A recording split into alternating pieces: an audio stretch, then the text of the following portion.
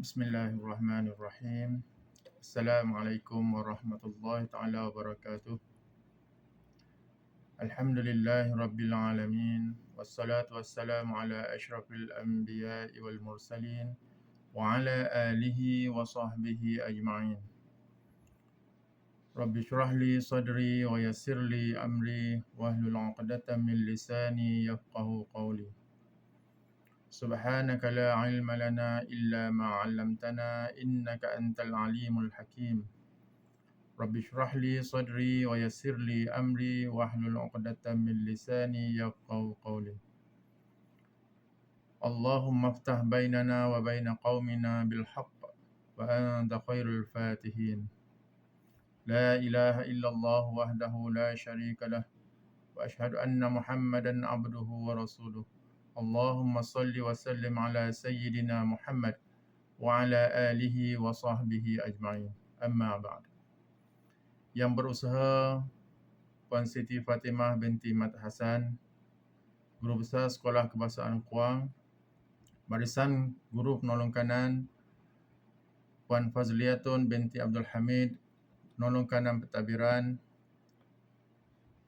Puan Sunraftinawati binti Siburo, Guru Penolong Kanan Hal Ehwal Murid, Encik Muhammad Adnan bin Sulaiman, Guru Penolong Kanan Co-Curriculum, Puan Hawati binti Harun, Guru Penolong Kanan Pendidikan Khas, dan Puan Aida binti Ibrahim, Guru Penolong Kanan Petang. Seterusnya, yang dihormati Ketua Panitia Pendidikan Islam Ustazah Nur Fazilah binti Ahmad, Ketua Panitia Bahasa Arab Ustazah Najibah binti Syafi'i, dan penyenaras program Ihya Ramadan Ustazah Nur Lela.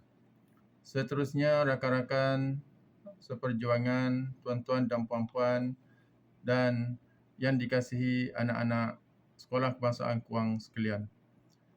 Bersyukur kita kehadap Allah Subhanahu Wa Taala kerana pada hari ini kita diberi ruang dan peluang oleh Allah Subhanahu Wa Taala untuk meneruskan kehidupan kita di dunia ini, berada di fasa yang ketiga bulan Ramadan.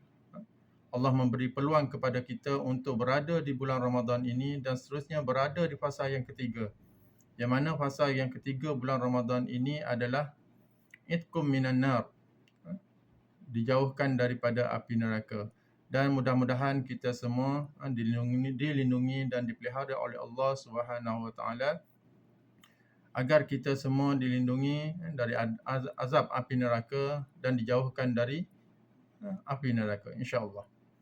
Dan untuk program tazkirah ataupun perkongsian ilmu pada pagi ini, saya telah diamanahkan untuk menyampaikan perkongsian ilmu. Saya lebih selesa berkata untuk perkongsian ilmu lah, yang mana saya telah diberi tajuk iaitu adab-adab berhari raya ataupun adab-adab semasa Aidilfitri. Tuan-tuan dan puan-puan, rakan-rakan sekalian serta anak-anak yang dikasihi sekalian, mungkin 2-3 hari lagi kita akan menyambut Aidilfitri. Yang mana hari raya Aidilfitri ini adalah hari kemenangan bagi kita orang-orang Islam yang berpuasa. Yang mana Allah syariatkan hari raya ini kepada orang-orang yang berpuasa sahaja. Apa dia hari raya ni? Hari raya ni hari kemenangan bagi orang-orang yang berpuasa. Jadi kalau orang yang tak berpuasa, memang dia tak ada hari raya lah. Dan kita, hari raya ni ada 2 sahaja dalam setahun, iaitu hari raya Aidilfitri dan hari raya Aidil Adha. Yang mana kedua-dua hari raya ini diharamkan oleh Allah Subhanahu Wa Taala untuk kita berpuasa. Kenapa Allah haramkan kepada kita untuk berpuasa pada hari raya ini? Kerana hari ini telah disyariatkan oleh Allah Subhanahu Wa Taala sebagai hari kemenangan bagi orang-orang yang berpuasa. Jadi untuk adab-adab semasa kita berhari raya, saya tak nafikan bahawa hari raya ini ialah hari untuk kita bergembira. Betul. Memang kita digalakkan untuk bergembira pada hari raya ini. Sebagai tanda kemenangan kita setelah kita menyambut ataupun menjalani ibadah puasa selama 30 hari sebulan. Jadi sebelum kita di samping kita bergembira ini, kita perlu menjaga adab-adab semasa kita menyambut hari raya. Sebelum hari raya, malam raya lagi kita dah kena menjaga ataupun menjalani adab-adab ataupun melaksanakan adab-adab berhari raya ni. Kita sebelum ni apabila nak raya memang seronoklah. Ibu-ibu memang sibuk dengan membuat kuih, biskut raya, menghias rumah, pasang langsir baru dan sebagainya. Namun kita lupa bahawa malam raya ini sepatutnya kita, bukan salah tadi tu. Bukan salah kita berhias rumah, membuat biskut raya, tetapi jangan lupa juga kita menghidupkan malam hari raya Aidilfitri ini ataupun malam hari raya Aidil Adha dengan memperbanyakkan takbir kepada Allah Subhanahu Wa Taala. Membesarkan Allah Subhanahu Wa Taala. Kerana pada malam ini kita akan mendapat keberkatan oleh Allah Subhanahu Wa Taala. Jadi apabila malam raya kini kita memperbanyakkan takbir, membesarkan Allah Subhanahu Wa Taala, sama-sama berjemaah bertakbir beramai-ramai, sama ada di masjid, di rumah atau di surau dan sebagainya. Okey.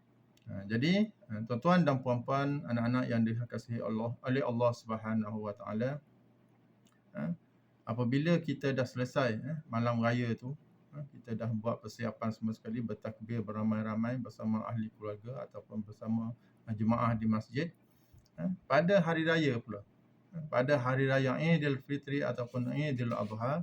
Jadi kita fokuslah pada hari raya Aidilfitri kerana lebih kurang 2-3 hari lagi kita akan sambut hari raya Aidil Adha, Aidilfitri. Maafkan saya. Okey, Aidilfitri, hari raya Aidilfitri ataupun hari raya Aidilfitri yang kita selalu sebutlah. Jadi di pagi raya tu kita disunatkan untuk bangun awal pagi.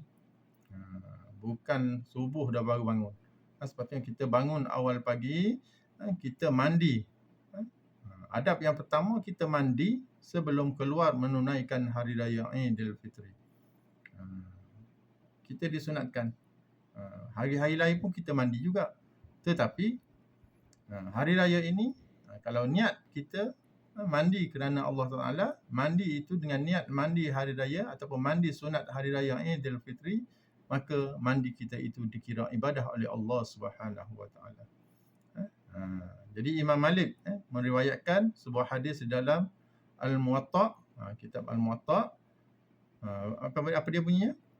An Abdullah bin Umar kana yaghtasalu yaumil fitri qabla an yaghuddu ila al-musalla. Maksudnya, sesungguhnya Abdullah bin Umar akan mandi pada hari raya Aidilfitri sebelum beliau keluar ke tempat solat hari raya Aidilfitri. Imam An-Nawawi juga menyebut para ulama telah bersepakat atas sunatnya mandi sunat hari raya ini.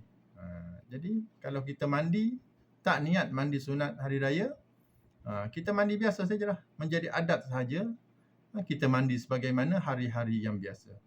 Namun apabila kita niat sebagai niat mandi sunat hari raya Aidilfitri, maka mandi kita itu dikira dicatat sebagai pahala oleh Allah Subhanahu Wa Taala. Sebab hidup kita ni penuh dengan ibadat semuanya. Kalau kita niatkan kepada Allah Subhanahu Wa Taala, niatkan kerana Allah Subhanahu Wa Taala, setiap amalan kita yang bermula daripada kita buka mata sehingga kita tutup mata kembali, semuanya penuh dengan ibadah. Sebab itulah di dunia ini, ad-dunya mazra'atul akhirah. Dunia ini ladang untuk akhirat. Ladang tempat kita bercucuk tanam ataupun tanam tanaman untuk kita mendapatkan hasilnya di kemudian hari. Begitulah amalan-amalan kita di dunia ini apabila kita melakukan amalan-amalan di dunia ini, kalau kita niat kerana Allah Ta'ala, maka dia akan menjadi ibadah kita, kepada kita sehinggalah hari kiamat, sehinggalah kita mati. Tapi kalau kita lakukan amalan-amalan ini tanpa niat apa-apa, jadi dia akan menjadi sebagai adat sahaja. Jadi tak adalah pahala yang untuk kita. Okey, yang kedua, adat yang kedua. Lepas kita mandi, membersihkan diri, niat mandi, sunat hari raya Aidilfitri. Lepas tu kita kena, sebelum kita pergi ke masjid, kita disunatkan untuk makan sedikit. Sebelum kita keluar menunaikan sunat hari raya Aidilfitri dan juga Aidil Adha. Berbeza ni.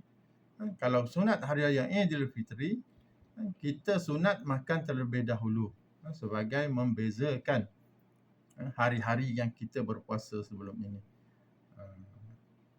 Kalau tak makan tu maksudnya tak adalah pahala sunat tu. Kalau kita makan sebelum kita keluar hari raya, menunaikan solat sunat hari raya, maka kita akan mendapat pahala sunat di situ. Berbeza dengan solat sunat Aidil Adha. Solat sunat Aidil Adha, sepanjang bulan itu kita makan. Kita makan. Jadi disunatkan pada hari raya, pagi hari raya Aidil Adha, kita disunatkan tak makan sebelum kita pergi menunaikan Aidil Adha. Jadi kembali kepada sunat hari raya Aidilfitri ini, kita disunatkan untuk makan terlebih dahulu sebagai membezakan hari-hari yang kita telah berpuasa selama sebulan ini. Jadi kalau sebelum ni kita tak makan ke, sebelum pergi raya kita tak makan. Jadi lepas ni kita dah tahu, sebelum kita pergi sembahyang, kita makanlah dulu sedikit. Okey.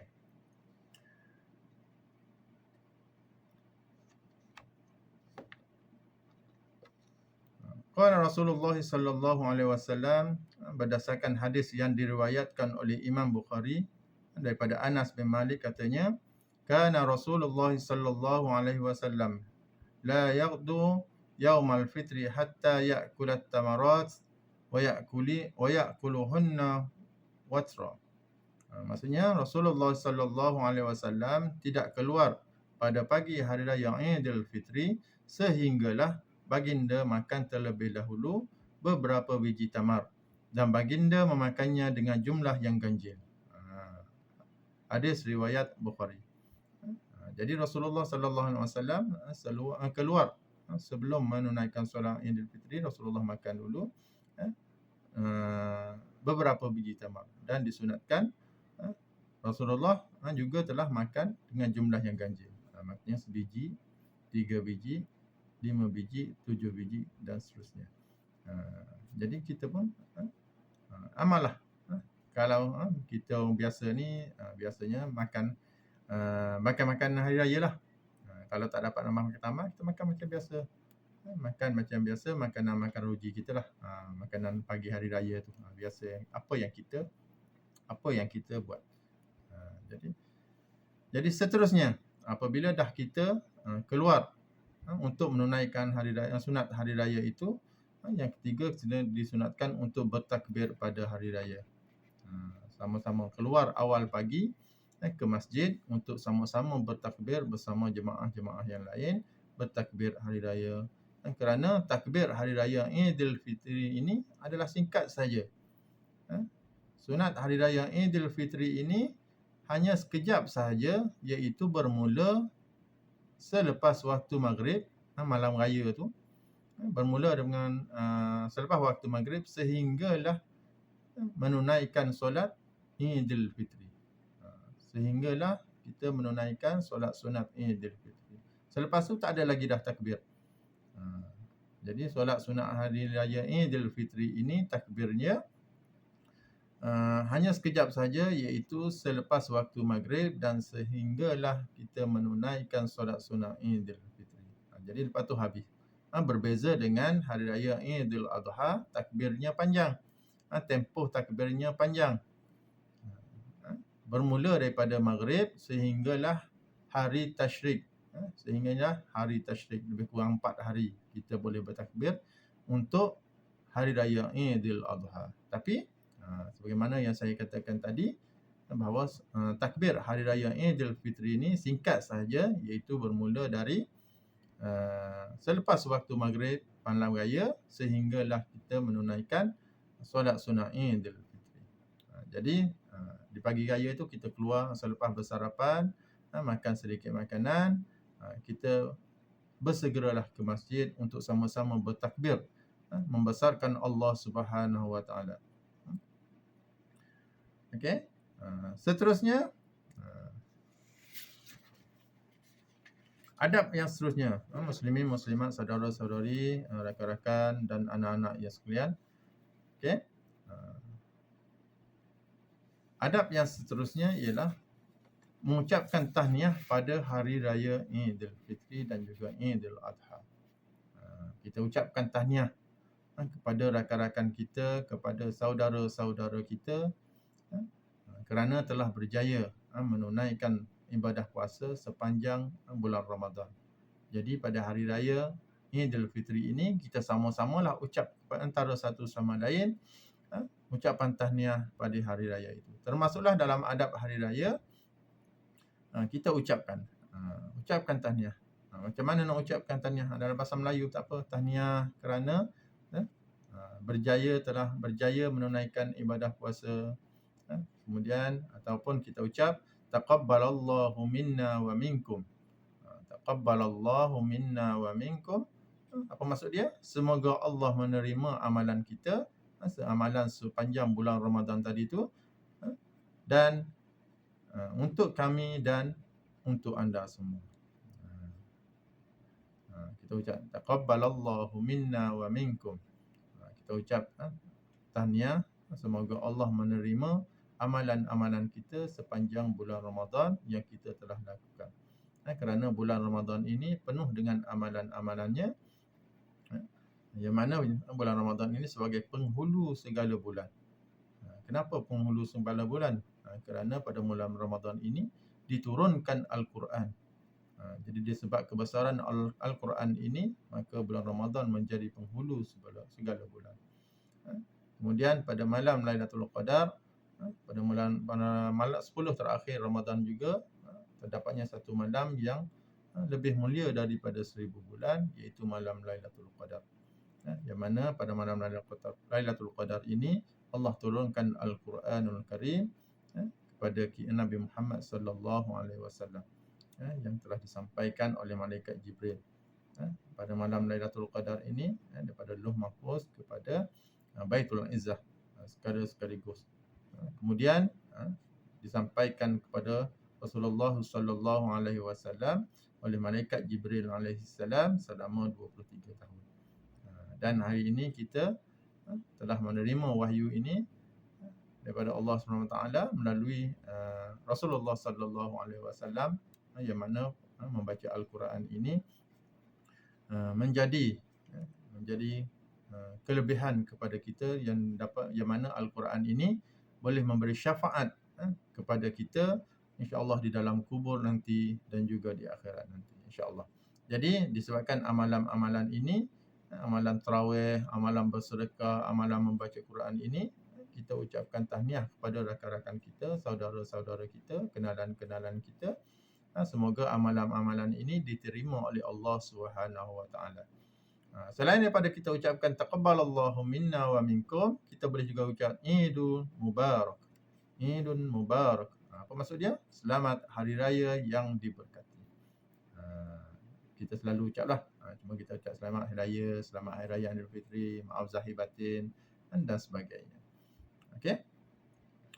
Tuan-tuan dan puan-puan yang dirahmati oleh Allah Subhanahu Wa Taala sekalian, seterusnya untuk anak-anak dihormati, yang dikasihi dan disayangi sekalian, adab-adab yang keenam ialah berpakaian baru ataupun berpakaian yang cantik pada hari raya. Sekarang ni biasanya seminggu, 2 minggu sebelum raya, kita dah, ibu bapa kita dah sibuk dah mencari pakaian-pakaian raya sebagai persediaan awal. Jadi tidak supaya kita dapat melaksanakan ataupun dapat menunaikan ataupun dapat menyambut hari raya Aidilfitri dengan perasaan gembira, dengan serba baru. Sunat ni. Berpakaian baru pada hari raya ini sunat. Daripada sebagaimana yang diriwayatkan oleh daripada Jabir radhiyallahu anhu, katanya bahawa Rasulullah sallallahu alaihi wasallam mempunyai satu jubah yang baginda akan memakainya untuk 2 hari raya dan hari Jumaat. Yang mana Rasulullah sallallahu alaihi wasallam terdapat ataupun mempunyai satu jubah yang mana Rasulullah hanya pakai pada hari raya dan pada hari Jumaat.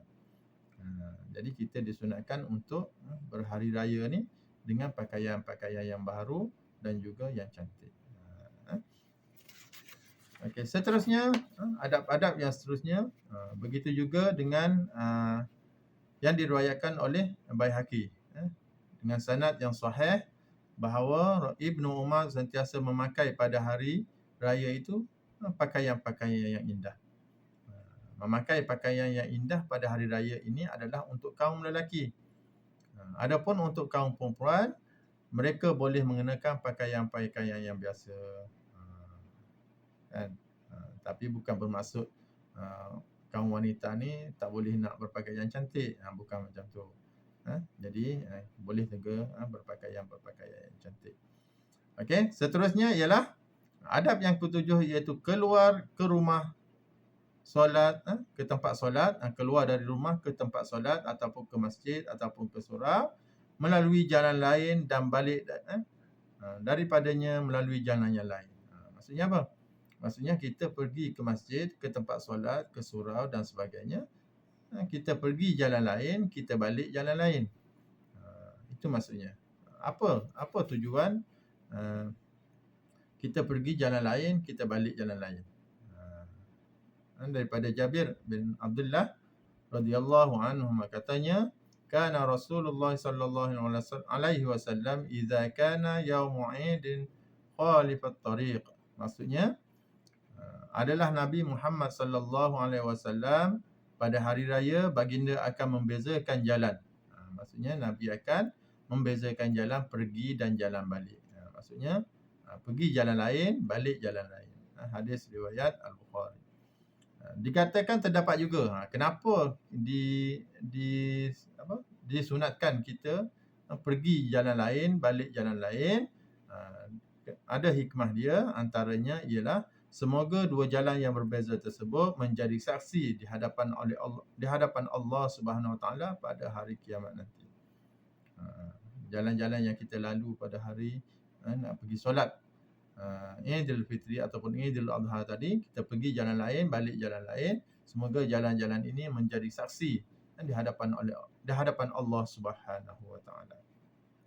Ini kerana bumi akan membicarakan pada hari kiamat apa yang dilakukan di atasnya dengan perkara-perkara yang baik. Bumi menjadi saksi. Menjadi saksi apa kebaikan-kebaikan yang kita telah lakukan. Okey. Seterusnya ialah yang ke-9. Adab yang ke-9 ialah keluar dengan berjalan kaki ke tempat solat sunat hari raya. Kita disunatkan untuk keluar ke tempat solat tu, pergi ke masjid ke, pergi ke surau ke, atau ke mana saja tempat untuk solat, kita disunatkan untuk berjalan kaki. Kenapa disunatkan untuk berjalan kaki ni? Daripada Ali bin Abi Talib radhiyallahu anhu katanya, termasuk dalam sunnah mendatangi solat pada hari raya dengan berjalan kaki. Maksudnya kita jalan kaki ke masjid ataupun ke surau ataupun ke tempat-tempat solat, berjalan kaki supaya setiap langkah yang kita pergi itu mendapat pahala oleh Allah yang diberikan oleh Allah Subhanahu Wa Taala. Tapi macam mana kalau rumah tu jauh? Nak jalan kaki juga ke? Tak. Walaupun kita berkenderaan, masih dikira sebagai pahala setiap golekan tayar itu menuju ke rumah Allah ataupun ke tempat kita nak solat, tetap akan dikira pahala oleh Allah Subhanahu Wa Taala. Namun disunatkan untuk kita berjalan kaki. Tak apa rumah jauh pun, pergi dengan kereta, apabila dah parking kita berjalan kaki juga untuk masuk ke dalam masjid. InsyaAllah mudah-mudahan setiap amalan kita pada hari raya Idul Fitri ini dan juga Idul Adha akan datang akan mendapat keberkatan dan kerahmatan daripada Allah Subhanahu Wa Taala, insya-Allah. Jadi sama-sama kita amalkan adab-adab ini semasa kita menyambut hari raya Idul Fitri dan juga Idul Adha nanti, supaya amalan-amalan ini mendapat ganjaran yang setimpalnya daripada Allah Subhanahu Wa Taala. Jadi saya ulang sekali lagi, antara adab-adab kita menyambut hari raya Idul Fitri dan juga Idul Adha nanti, okey, yang pertama pada malam raya kita memperbanyakkan ibadah kepada Allah Subhanahu Wa Taala dengan cara kita bertakbir, membesarkan Allah Subhanahu Wa Taala. Yang kedua, pada pagi hari raya kita disunatkan awal-awal pagi mandi sunat hari raya. Sahaja aku mandi sunat hari raya Idul Fitri kerana Allah Taala. Kemudian yang ketiga, kita disunatkan untuk makan terlebih dahulu sebelum kita keluar untuk menunaikan solat sunat hari raya. Kemudian yang keempat, kita pergi ke masjid untuk bertakbir, membesarkan Allah Subhanahu Wa Taala. Seterusnya, kita disunatkan untuk berpakaian yang cantik, berpakaian cantik, pakaian yang baharu. Yang keenam ialah disunatkan untuk kita pergi ke masjid itu, pergi jalan lain dan pulang jalan lain. Tapi kalau dah tak ada jalan lain, ada satu jalan saja pun, tak apalah, ikutlah macam tu. Nak buat macam mana kan? Okay. Dan seterusnya ialah kita pergi ke masjid ataupun ke surau untuk menunaikan solat sunat hari raya ini dengan cara kita berjalan kaki. Sebaiknya berjalan kaki. Tapi kalau dah rumah tu jauh, naiklah kenderaan. Apabila dah sampai ke tempat tu, kita berjalan kaki juga. Jadi itulah antara adab-adab kita semasa menunaikan ataupun menyambut hari raya Idul Fitri dan juga Idul Adha. Namun saya ingin nyatakan juga antara samping adab-adab tadi juga ada kesilapan-kesilapan yang kita sering buat pada hari raya ini. Zaman sekarang ni lah, zaman sekarang ni zaman teknologi semua ni, jadi kita dah tengok dah, apabila menyambut hari raya, masing-masing berada di dalam bilik masing-masing dengan telefon masing-masing. Ini antara amalan-amalan yang perlu kita elakkanlah semasa kita menyambut hari raya Idul Fitri atau juga Idul Adha. Kerana pada hari raya ini kita disunatkan untuk sama-sama kita menziarahi antara satu sama lain. Okey, antara kesilapan yang kita buat, sentiasa kita buat pada hari raya, iaitu ada sesetengahnya yang tidak melakukan solat sunat hari raya dan tidak pergi ke tempat solat. Sebaliknya hanya berada di rumah sahaja. Rugilah. Hari raya ni hanya 2 kali setahun. Hari lain tak ada sembahyang sunat hari raya. Sembahyang sunat hari raya hanya pada 1 Syawal sahaja untuk hari raya Idul Fitri dan 10 Zulhijjah pada hari raya haji. Jadi hanya 2 hari raya sahaja yang kita ada dalam setahun. Jadi kalau kita terlepas solat sunat hari raya ni, rugilah. Dalam setahun ada 360 hari, 65 hari, 66 hari. Tapi kita nak ambil sehari untuk menunaikan solat sunat hari raya ataupun 2 hari setahun, pun kita terlepas, jadi rugilah kita. Jadi sama-samalah bermula pada tahun ini, kita jangan lepaskan peluang ini untuk kita sama-sama menunaikan solat sunat hari raya, insya-Allah. Yang kedua, banyak menonton rancangan TV sehingga tiada dalam kamusnya untuk menziarahi sanak saudara. Inilah. Kalau kita tengok masa kita kecil-kecil dulu, mak ayah kita kecil-kecil dulu, selalu menziarahi sanak saudara, jiran, tetangga. Namun kalau sekarang ni dengan kecanggihan teknologi, masing-masing berkurung dalam bilik, bermain dengan handphone. Jadi amalan menziarahi itu dah semakin terhakis. Jadi semoga kita hari raya ini kita hidupkan kembali amalan menziarahi, terutamanya sanak saudara, rakan-rakan dan juga jiran tetangga, insya-Allah. Yang seterusnya, yang kita selalu, yang ada setengahnya selalu melakukan kesilapan pada hari raya Aidilfitri, Aidil Adha ini ialah tidak menutup aurat atau berpakaian yang menjolok mata tanpa mengikut syariat Islam. Ni kan, rugilah kita dengan pakaian-pakaian yang cantik tetapi pakaian-pakaian yang tidak mengikut syariat Islam. Pakaian-pakaian yang mendedahkan aurat. Jadi rugilah di hari kebesaran Islam ini tapi kita melanggar syariat-syariat Islam. Seterusnya memasang lagu-lagu dan nyanyian-nyanyian pada hari raya yang kurang sopan dan berlebih-lebihan. Kita memasang lagu-lagu yang melalaikan pada hari raya ini. Jadi amalan ini kalau boleh kita tinggalkanlah. Memasang lagu raya yang membesarkan Allah dan membesarkan syariat Islam, tak ada masalah. Tapi kita kalau kita mendengar lagu-lagu yang melalaikan, itu memang tak digalakkan. Memang tak boleh lah. Okey, seterusnya pergi beraya di rumah rakan-rakan dalam tempoh yang lama. Kita pergi ataupun pergi menziarahi rakan-rakan dalam tempoh yang lama. Tempoh yang lama. Jadi kita nak menziarah ni kita kena sekejap-sekejap saja.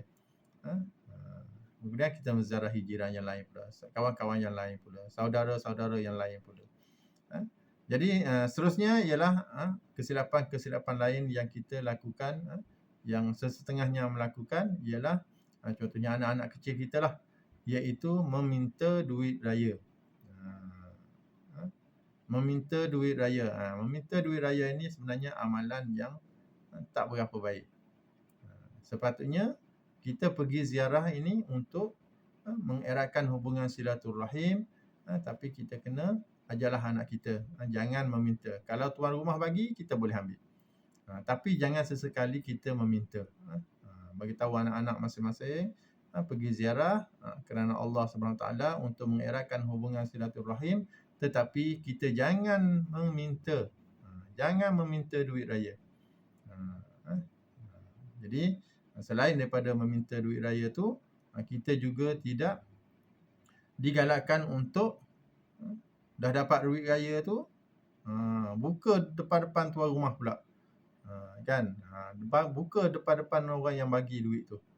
Lepas tu bagi ada dah sikit, siap. Ada sikit, alah RM2 saja, alah RM1 saja. Ini boleh mengecilkan hati tuan rumah. Jadi berpesan kepada anak-anak kita, apabila kita pergi menziarah, jangan minta duit raya. Kalau bagi terima, dan terima jangan buka di depan tuan rumah.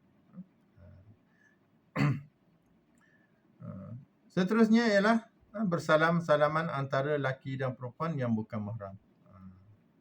Ini pun tak boleh. Ada setengah-setengah jugalah yang masih lagi mengamalkan bersalaman ni walaupun bukan mahramnya. Jadi sama-samalah kita di samping kita berhibur ataupun bergembira menyambut hari raya Aidilfitri ini, kita elakkanlah daripada melakukan kesilapan-kesilapan yang bertentangan dengan agama kita. Mudah-mudahan sedikit sahaja perkongsian ini dapat menjadi panduan dan iktibar serta pengajaran untuk kita semua, khususnya untuk anak-anak sekalian. Amalkanlah ataupun buatkanlah ataupun lakukanlah amalan ataupun adab-adab yang baik sempena kita menyambut hari raya Aidilfitri ini. Akhir kata, yang baik itu datangnya daripada Allah Subhanahu Wa Taala dan yang lemah itu datangnya daripada kekurangan diri saya sendiri. Mohon maaf, mohon ampun atas kesilapan saya. Akhir kata, wabillahi taufiq wal hidayah. Wassalamualaikum warahmatullahi wabarakatuh. Selamat Hari Raya Aidilfitri. Maaf zahir dan batin.